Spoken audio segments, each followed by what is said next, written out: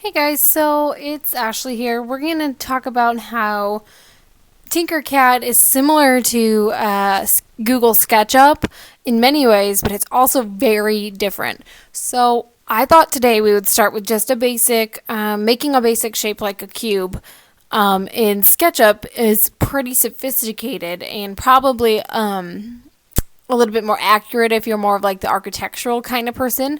However, in Tinkercad, it is super simple.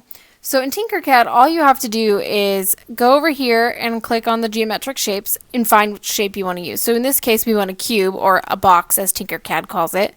And we're just going to click and drag it on over to our plane here and we're going to drop it. I'm going to zoom in here. Oops, not, that was the wrong one. I'm going to zoom in here for a second so you can see what I'm doing. So I have my cube and I can resize it using, I can resize the height so I can make it not a cube and I can make it a rectangle or a rectangular prism, or I can leave it as a cube. I can make it smaller by bringing the edges in here. You know, I can do up and down, side to side, and I can also drag it up off the ground by using this arrow button here. And I can bring it back down, and it can be like halfway underneath this work plane that we're using, or whatever we want to do with it. I can do that, and I can also bring it in like one side. If I don't want to use the corners, I can just bring in a side. So I can make this cube fairly simply, and I can even change, you know, the color over here if I want it to be gray. I can make it gray. If I want it to be multicolors, I can do that too.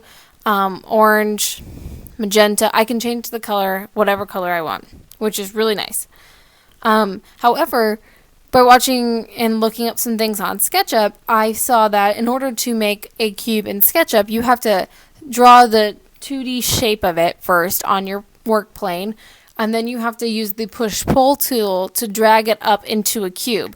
So basically on SketchUp, you start with something that looks like this, and you'll use the push-pull tool and drag it upward like this to make your cube, and which is very accurate. But here I think it's beneficial that you just start with the shape. You just start with it and you can transform it from there.